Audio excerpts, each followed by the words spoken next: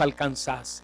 Estamos igual al pueblo de Israel en el capítulo 12, tremendo capítulo 12 del libro de Éxodo. El pueblo de Israel ha vivido 430 años siendo esclavo y se ha cumplido la palabra que Dios le dio a sus antepasados antes de este momento, que José entrara a la tierra de Egipto. Las generaciones del pueblo de Israel iban a estar esclavos, iban a ser esclavos en Egipto, pero Dios iba a visitarles, Dios iba a cumplir su palabra y los iba a liberar. Dios ya se los había dicho. Lo que pasa es que muchas veces, como el pueblo, usted y yo somos olvidadizos de lo que Dios ya ha dicho en su palabra, y la rutina del día a día nos hace diluirnos y perder de vista a dónde debemos de estar concentrados en lo que Dios ha dicho. Dios les va a visitar, Dios les está visitando. Cuando uno llega al capítulo 12 del libro de Éxodo, Moisés ha entrado a la escena. Moisés ha venido ya delante de Faraón. Moisés ha sido comisionado por Dios de una manera maravillosa, llena de gracia y de misericordia con Moisés. Dios aparta, Dios escoge, Dios comisiona a este hombre Moisés, y acompañado de su hermano Aarón, usted sabe la historia, se presenta delante de Faraón. ¡Qué tremenda fe de Moisés! Hay episodios en la vida de Moisés que no podemos esconder, que parece ser que duda, que tropieza, pero la fe, la mansedumbre de Moisés, tolerando al pueblo, presentándose delante de Faraón. Se presenta delante de Faraón y le dice lo que Dios le manda a decir: libera a mi pueblo. Yo sacaré, le dice en el capítulo 4, versículo 22, a mi primogénito. Israel es mi primogénito, es mío, le dice Dios a Faraón. Yo lo voy a liberar, yo lo voy a sacar de la esclavitud, a mi primogénito Israel. Y vez tras vez, Faraón tiene la oportunidad de escuchar lo que Dios le manda a decir. Y hace algunos domingos atrás escuchábamos en una de las predicaciones cómo Faraón endureció su corazón a la palabra de Dios. Llega un punto final cuando Faraón está tocado, Faraón está herido, golpeado. Todo Egipto, la economía de este imperio egipcio está por el suelo. La plaga de las langostas, las úlceras y cada una de las plagas ha hecho que la economía misma, si lo quiero ver así, la economía misma de este imperio esté por el suelo.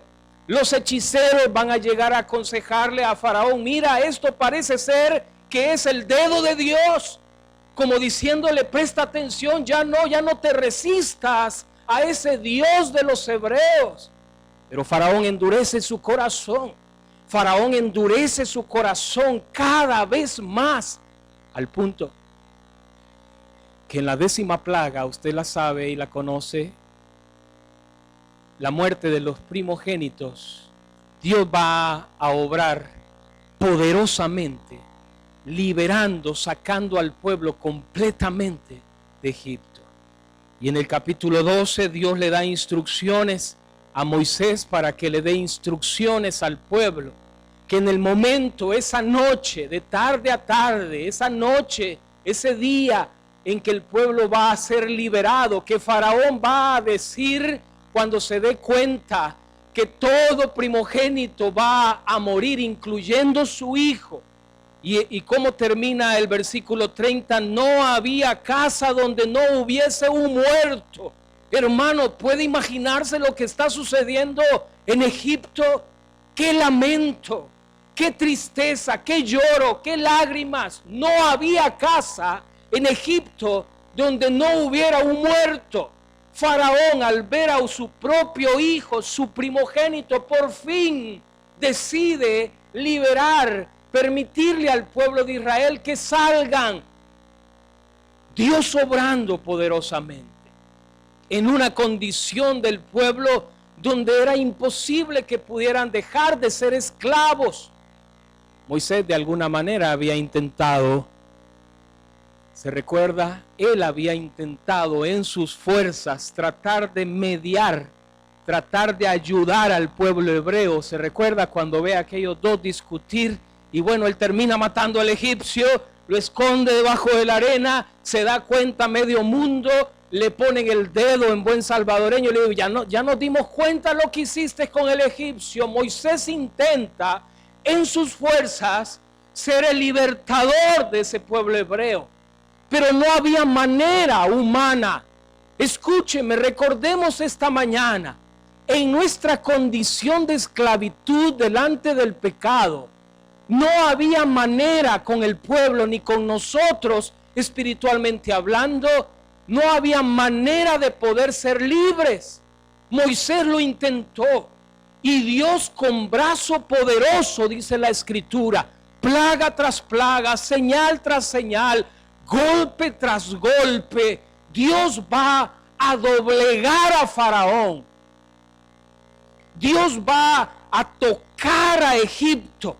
Dios con brazo poderoso, plaga tras plaga, Dios va a mostrarle a Faraón que la gloria le pertenece al Dios de los hebreos y no a ningún Dios de Egipto. Cada plaga, usted lo ha leído, cada plaga era un golpe a un Dios egipcio. Los egipcios tenían una cantidad en el panteón de dioses a los cuales adoraban, y Dios va a golpear, Dios va a tratar. Dios con brazo poderoso le mostró a Faraón que la gloria le pertenece al yo soy, el Dios de los hebreos, el Dios que se revela a Moisés en la zarza ardiendo que no se consumía. Cuando Moisés está dialogando con Dios, usted se recuerda, Moisés, mire hermano, se parece mucho a nosotros. Y de alguna manera Dios nos dice, este es el camino. Y uno dice, bueno, pero mira, es que quizás aquí, es que quizás allá. Moisés dialoga con Dios y le dice, bueno, si me preguntan cómo se llama ese Dios, ¿qué les diré? Y es allí en ese versículo, en ese capítulo 3, donde Dios se revela con su nombre. Bueno, si te preguntan cuál es mi nombre, tú les vas a decir, el yo soy me envía. El que subsiste por sí mismo. Así como ves que esta zarza no se consume y existe por sí misma, así ese Dios yo soy, el que no necesito de nada ni de nadie para existir, el que existo. Y punto. Antes de que todo existiera, antes de que la realidad que ven nuestros ojos existiera, Dios existía, Dios existe. Y ese Dios es el Dios que se revela a Faraón, es el Dios que está bañándose de gloria en Egipto. Y al punto que en el capítulo 12 Dios le dice, bueno, ahora llegó la hora, ahora vamos a marchar, ahora ustedes van a ver la obra poderosa de ese Dios de los hebreos. Y el capítulo 12 Dios le dice a Moisés, mira, prepara a cada familia, porque esta noche que el heridor va a pasar por cada casa en todo Egipto, en esa noche que el heridor va a pasar con toda su ira sobre Egipto, cada familia de mi pueblo, cada familia de los hebreos debe de preparar una cena, un cordero. Y el capítulo 12 nos da las indicaciones, usted las sabe, un cordero no más de un año. Debe de ser buscado, rebuscado con cuidado y observado por 4 días para que ese cordero sea sin mancha ni defecto. Y aquella familia tenía que escoger aquel cordero, dice el versículo 3, van a tomar un cordero por familias, un cordero por familia, y si la familia es tan pequeña, le dice Dios a Moisés, tiene que unirse a otra familia y el padre o los encargados de esa familia ponerse de acuerdo en la porción del cordero que va a ser asado y que va a ser cenado, comido esa noche. Y Dios le da las indicaciones, el pueblo está siendo instruido cómo el cordero se va a convertir en el sustituto del primogénito en la casa de los hebreos. Y en aquella casa le dice Dios a Moisés, en la cual no esté la sangre en los postes, la sangre del cordero como una señal. Se puede imaginar a la familia en el hebrillo metiendo el hisopo de la sangre del cordero y pintando el dintel y los postes. Dios le dice a Moisés, y en la casa donde no hubiese la marca de la sangre de ese sustituto por el primogénito de esa familia, entonces el heridor entrará en esa casa y morirá el primogénito de cada familia. Y esa noche llegó, hermano. El pueblo de Israel estaba aprendiendo cómo Dios los iba a liberar y a identificar como pueblo de Él, su primogénito. Y esa noche, cada quien, dice la Escritura, debía de tomar la cena no a la ligera, no así como, bueno, otra vez la cena pascual o el cordero. Cada quien tiene que vestirse, arremangarse, amarrarse sus túnicas, ponerse su calzado, el bordón en su mano, para que no olvide que son peregrinos, para que no olvide que siempre deben de estar listos a peregrinar en aquella tierra que Dios les ha llamado a habitar. Hermano, qué tremendo debe haber sido la escena. El apremio de los egipcios, el llanto, el lamento alrededor en las casas de los egipcios, llorando. Cada uno lloraba un muerto, no había casa. Y cuando la Escritura dice que no había casa, hermano. Donde no hubiera lamento, se puede imaginar, en medio del apremio de los egipcios, el pueblo estaba seguro dentro de sus casas. La sangre del cordero, por fe, cada familia por fe tenía que creerle lo que Dios estaba diciendo y colocar la sangre en los postes y en el dintel, y eso les daba seguridad. Eso les hacía estar seguros dentro de la casa, porque quien saliera fuera de la casa iba a ser cortado. Debían de estar dentro de la casa, refugiados en la casa, comer el cordero de esta manera, para que cuando el ángel de Jehová pasara en toda aquella casa que no hubiera la sangre, entraría y derramaría su ira sobre el primogénito de esa casa. Y en aquella noche, en esa condición, donde no había manera de ser liberados de Egipto, solo Dios podía hacerlo.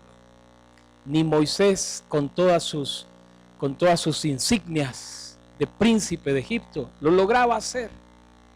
Faraón estaba tan duro en su corazón que solo Dios podía liberarles. Y en esa condición,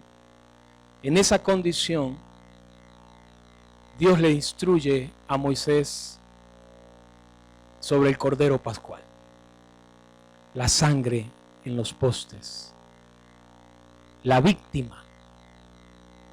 El cordero iba a ser la víctima en las casas de los hebreos. Es decir, que sí murió un primogénito en medio del pueblo hebreo, pero ese primogénito era el cordero, sustituto del primogénito de cada casa de los hebreos. Y ese sustituto, ese cordero que se convierte en el sustituto, donde Dios derrama su ira donde Dios derrama la ira sobre ese cordero que es inmolado, que es sacrificado en lugar del primogénito de la casa de los hebreos. Dios derrama su ira sobre ese cordero y la sangre de ese cordero va a redimirlos, va a limpiarlos, lo que se va a convertir después en una instrucción, en una ceremonia para Israel, para el pueblo de Israel, para poder perdonar sus pecados a través de la sangre de ese cordero. Queridos hermanos, cuando vemos la condición del pueblo hebreo en Egipto, nos da temor, nos da miedo pensar cómo ellos, generación tras generación, generación tras generación, habían sido esclavos. Se puede imaginar, no era una alegría tener un bebé, porque usted sabía que ese bebé que estaba teniendo iba a ser esclavo. ¡Qué esperanza! 430 años. No había alegría, no había esperanza, no era vida plena. Pero Dios, queridos hermanos, con brazo poderoso, dice la palabra, golpea a Egipto. Y con brazo poderoso la ira de Dios sobre Egipto y sobre toda aquella casa que no tuviera la marca de la sangre del cordero. Dios va a herir a Egipto desde el primogénito de Faraón hasta el primogénito de aquel que estuviera en la cárcel. Dice la, qué tremendo. El Dios airado, el Dios de juicio, pero el Dios que redime. Y aquel cordero, hermano, se va a convertir en la víctima, se va a convertir en el sustituto, donde viendo hacia el futuro, Israel va a aprender, viendo hacia el futuro, que el cordero sin mancha, sin defecto, el que va a ser sacrificado una sola vez, dice el escritor a los hebreos, donde ya no va a ser necesario año tras año sacrificar corderos para que la sangre de ese cordero limpie, redima, apacigüe la ira de Dios por cierto tiempo. Dice el escritor a los hebreos que de una vez por todas el cordero sin mancha, Jesús, va a ser sacrificado en la cruz del Calvario, y su sangre para todo aquel que por fe se acercara a ese cordero, así como la serpiente es levantada en el desierto por Moisés. Todo aquel que levante su mente, su vista, su corazón por fe a ese cordero inmolado en la cruz del Calvario, encontrará salvación. Bendito sea nuestro Dios, hermanos. El pueblo de Israel está aprendiendo hacia el futuro, que esa víctima, que esa noche cada familia iba a sacrificar, esa sangre que iba a ser derramada por ese cordero, por fe les iba a permitir disfrutar de seguridad dentro de la casa. Y sobre todo, tener la garantía, la identidad de ser comprados, redimidos como primogénito Israel, hijos, pueblo, propiedad de Dios, comprados, redimidos, rescatados. El cordero fue el sustituto. En las casas de los hebreos, el cordero se convierte en el sustituto. Interesante, porque en el capítulo 12, donde queda registrado el sacrificio del cordero pascual para el pueblo, Dios les dice, saben, este rito, esta ceremonia, ustedes deben de enseñársela a sus hijos. Y cada año a la tierra donde van, ustedes deben de celebrarla. Es decir, que cada año, en este primer mes, en este primer día, esto será el inicio en su calendario como pueblo. Y cada pequeño debe de ser instruido. Y cuando el pequeño pregunte, que casi no preguntan los pequeños, ¿verdad? ¿Y qué es esto? ¿Y por qué estamos celebrando esto? Ustedes le van a decir, porque Dios nos sacó con brazo fuerte. Y el Cordero fue el sustituto. Su sangre preciosa nos salvó de la mano de juicio, de la ira de nuestro Dios pasando sobre Egipto. Y cada generación hasta el Señor Jesús trataron la manera de obedecer y de cumplir la ceremonia como judíos, como hebreos, de sacrificar un cordero, hasta que el tiempo llegó. Como Pablo dice en Gálatas, y en el cumplimiento del tiempo, Dios envió a su Hijo, nacido de mujer, nacido bajo la ley, para que redimiese al pueblo. El tiempo llegó, hermanos, y el Cordero tipo Jesús, en su tiempo, ofrece su vida como Cordero.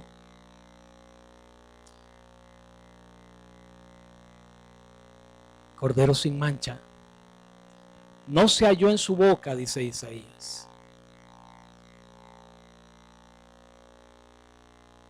Y sin mancha y sin defecto, ofreció su vida. Él puso su vida como propiciación para comprarnos, para redimirnos de una esclavitud, hermanos, del pecado, que era imposible zafarse del yugo del pecado. Imposible. Pablo va a llegar a desarrollar en el Nuevo Testamento, es por gracia, no es por obra. No es que uno lo intenta y trata entonces en aquello que uno llega a considerar por su conciencia que no anda bien en su vida. Es imposible, si no es a través de Jesús y por fe recibir esa salvación tan grande que el Cordero ofrece y ofreció quizás para muchos de ustedes que están acá esta mañana, que llevan años de disfrutar la gracia de Dios. Imposible. Haga memoria usted de su vieja vida. Por un ratito, no se quede mucho tiempo ahí. Haga memoria. Era imposible, hermano. Pablo lo dice en Romanos, no hay justo ni aun uno. Ni aun uno. Por gracia el Señor envía a su Hijo, el Cordero que había sido anunciado por Jeremías, por Ezequiel, ese nuevo pacto del cual los profetas hablaron. Yo estableceré un nuevo pacto, ya no un pacto que está basado en la ley, en el Sinaí, dada en el Sinaí, un nuevo pacto. Voy a escribir mi ley en sus corazones, en sus mentes, en su espíritu, para que puedan ser obedientes a esa ley. Ese nuevo pacto se establece con la muerte de Jesús, en la persona de Jesús, como el Cordero sin mancha. Nuestra Pascua es Cristo. Vamos a 1 Corintios capítulo 5, versículo 7. Mire lo que Pablo le dice a una iglesia llena de levadura, contaminadísima de pecado. 1 Corintios capítulo 5. Mire cómo Pablo lo interpreta.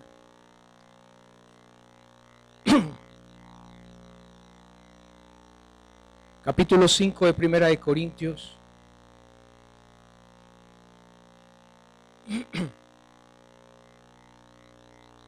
Bueno, si quieren leamos desde el 1 para entender el contexto en lo cual Pablo les recuerda que nuestra Pascua ya fue sacrificada. Y por lo tanto, después de la fiesta de la Pascua viene la fiesta de los panes sin levaduras, donde hay que sacar toda la vieja levadura que contamina.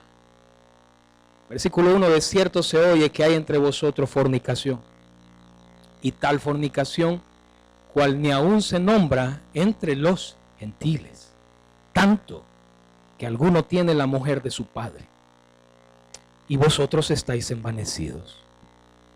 ¿No debierais más bien haberos lamentado para que fuese quitado de en medio de vosotros el que cometió tal acción?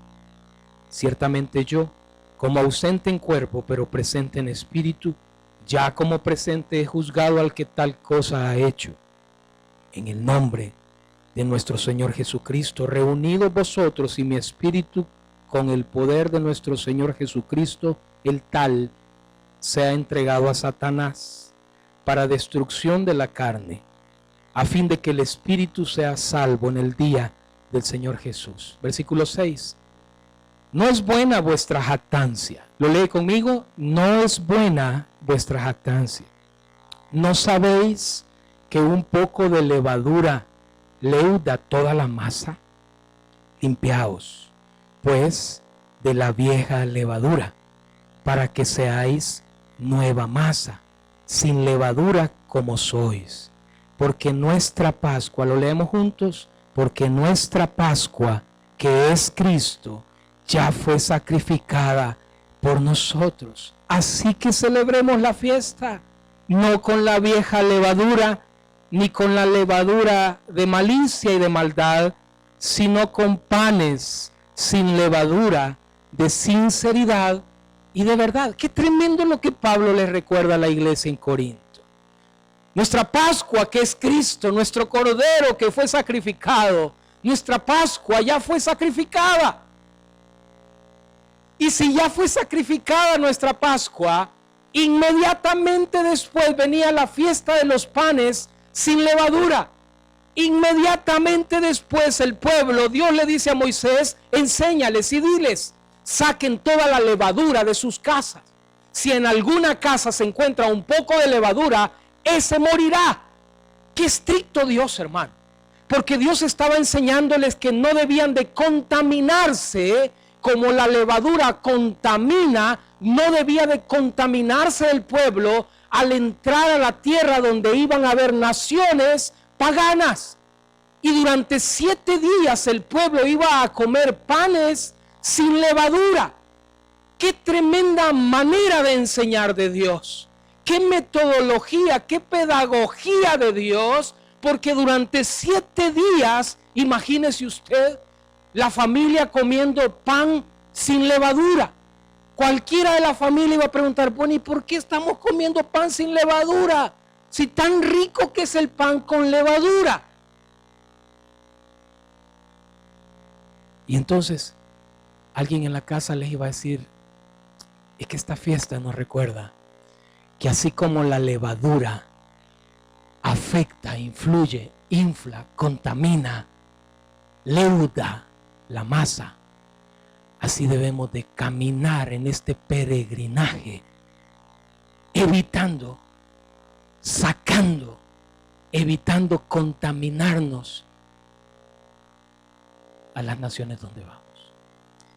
Qué tremendo, porque Dios le da una identidad al pueblo, una identidad basada en la santidad. Los libera. Es un recordatorio de la liberación que con brazo poderoso Dios los saca de Egipto. Pero inmediatamente Dios después les da una identidad de pueblo santo. No se deben de contaminar a los pueblos donde van. Así como la levadura contamina, ustedes deben de sacar de sus casas. Durante 7 días no debe de encontrarse levadura en sus casas.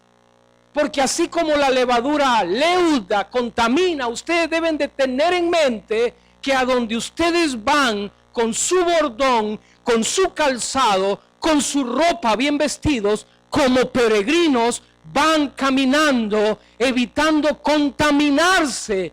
Pablo le dice a la iglesia de Corinto, ¿No sabéis que ya nuestra Pascua, que es Cristo, ya fue sacrificada? Y yo le añadiría, de una vez por todas. Por lo tanto, disfruten la fiesta como libres, pero sin la vieja levadura. Porque en medio de la iglesia había un fulano, un tal, dice Pablo, y cómo nos hubiera encantado que nos diera el nombre y apellido de ese tal. El tal. Bueno, el tal. En cada iglesia hay más de un tal, hermanos, que no ha comprendido que lo que recordamos, en este caso una vez al mes, es un recordatorio de cómo el Señor, así como al pueblo de Israel, los liberó con brazo poderoso de una esclavitud, de un ambiente de amargura que les iba a recordar las hierbas amargas. No olviden la amargura. Mire, yo no sé cómo es posible que hay gente que prueba la gracia de Dios, que viene a los templos y aún escuchando la palabra bendita, viva de Dios, pueden llegar a pensar que se van a regresar al mundo, a vivir como han estado viviendo. Eso es inconcebible, hermano. Y hay gente que llena las iglesias con un pie en el mundo, escúcheme bien y véame la seña, con un pie en el mundo y con un pie dentro de los templos queriendo agradar a Dios. Es imposible. Lo que celebramos es cómo Dios, con brazo fuerte, con misericordia, con amor, envió a su Hijo, el Cordero que había sido anunciado desde el Antiguo Testamento. El mediador de un nuevo pacto iba a ser sacrificado en la cruz, y todo aquel que levantara su mirada en fe a ese Jesús será salvo. Y es imposible, luego de haber sido redimido, va a decir Pablo, que el tal ande en esas andanzas. Ya nuestra Pascua, que es Cristo, fue sacrificada. Por eso Pablo llega en este pasaje a comprender y a instruir a la iglesia sobre este tema serio. Saquen a ese tal. Y a algunos de nosotros les queda la impresión que qué terrible es esto, ¿no? Porque Pablo entendía la identidad del pueblo de Dios como una identidad de santidad, como una identidad donde la Pascua había sido ya sacrificada. Y ese pueblo, ese nuevo pueblo, la iglesia debía de caminar así como el pueblo hebreo, que sacaba la vieja levadura para no contaminarse. Las implicaciones, queridos hermanos, de Éxodo 12. Número 1, Dios nos libró con brazo poderoso de una esclavitud espiritual de pecado, hermano, que era imposible zafarnos. Pablo lo va a decir, estábamos muertos en nuestros delitos y pecados. Recordamos esta mañana la liberación en Jesús de nuestra esclavitud espiritual. Yo espero que toda la iglesia nos caiga el 20 y entendamos a qué esclavitud espiritual o de qué esclavitud espiritual el Cordero Jesús, nuestro Señor, nos libró. Número 2, hermanos, somos peregrinos. Una aplicación práctica. Mire qué interesante, el pueblo tenía que comer rápidamente, como que estaban saliendo, porque efectivamente así fue esa noche, apresuradamente, vestidos, bien vestidos. Es decir, que si alguien en la casa andaba ahí con sus chancletas o con su camisón, la hermanita en la casa ahí, ¿verdad? tenía que vestirse, ponerse el calzado, el bordón que les recordaba que iban hacia afuera, caminando, peregrinando. Y yo me imagino a un pequeño, porque siempre preguntan, dice, bueno, papá, ¿y no me puedo quedar en chancletas? Y mamá, no, ¿y por qué tengo que vestirme?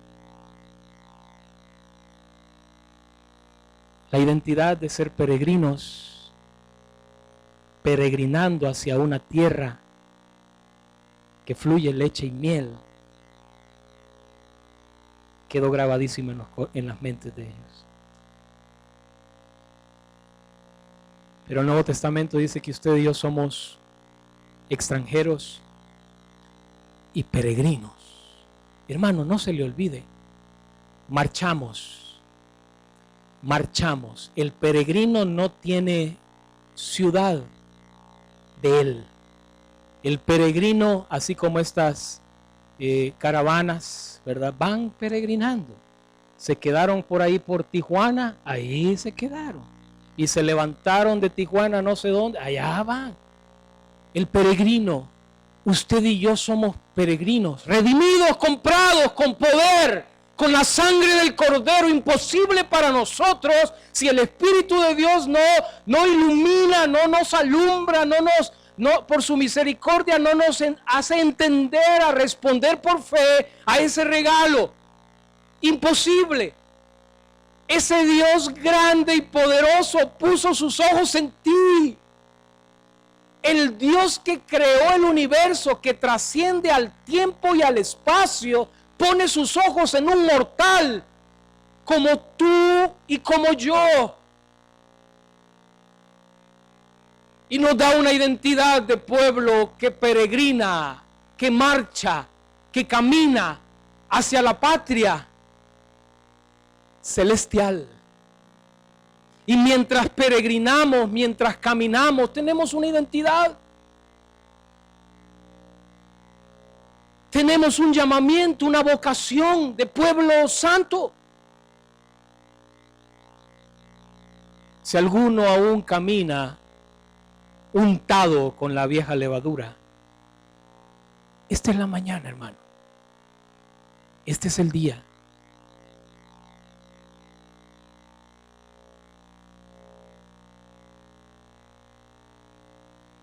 Este es el tiempo.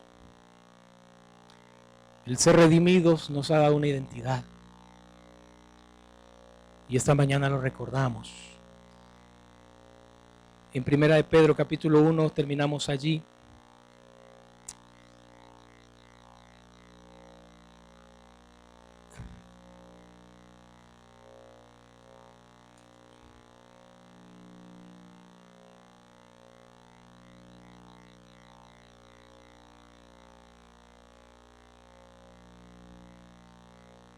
Versículo 13. Por tanto, Primera de Pedro 1:13.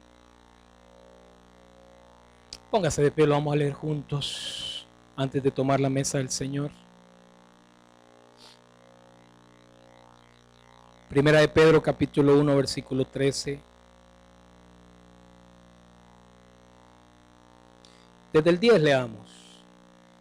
Los profetas que profetizaron de la gracia destinada a vosotros inquirieron y diligentemente indagaron acerca de esta, leemos juntos, de esta salvación, escudriñando qué persona y qué tiempo indicaba el Espíritu de Cristo que estaba en ellos, el cual anunciaba de antemano los sufrimientos de Cristo y las glorias que vendrían tras ellos. A estos se les reveló que no para sí mismos, sino para nosotros administraban las cosas que ahora os son anunciadas por los que os han predicado el Evangelio por el Espíritu Santo enviado del cielo. Cosas en las cuales anhelan mirar los ángeles. Por tanto, versículo 13, ceñid los lomos de vuestro entendimiento, sed sobrios y esperad, leemos juntos, esperad por completo en la gracia que se os mostrará cuando Jesucristo sea manifestado. Ceñid los lomos. Padre, esta mañana, la gracia que nos traerá la venida de tu Hijo. Esperamos, Señor, recordando, así como el pueblo debía de recordar la liberación de la tierra de Egipto, 430 años de esclavitud, de amargura, imposible para ellos liberarse solos. Recordamos esta mañana de igual manera nosotros, Cristo nuestra Pascua, que fue sacrificada ya de una sola vez para comprarnos, para redimirnos como su pueblo, propiedad de Cristo. Recordamos esta mañana con gratitud. Pero también, Señor, delante de ti ponemos nuestra vocación de peregrinos, peregrinando en esta tierra, en medio de esta sociedad, en medio de este país, de estas calles. Peregrinamos con un mensaje que tú nos has encomendado. Peregrinamos y marchamos a la patria celestial, la cual esperamos en lo profundo de nuestro corazón disfrutar por toda la eternidad. Esperamos ese tiempo como pueblo. Esperamos ese tiempo. Te damos gracias esta mañana. Tú lo instituiste cada vez que comiéramos este pan y bebiéramos esta copa. Recordamos tu obra de gracia y tu promesa preciosa de guardarnos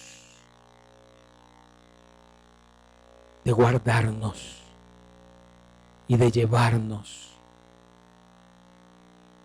a disfrutar por fin esta vida plena que ahora hemos comenzado. Bendice a tu iglesia esta mañana.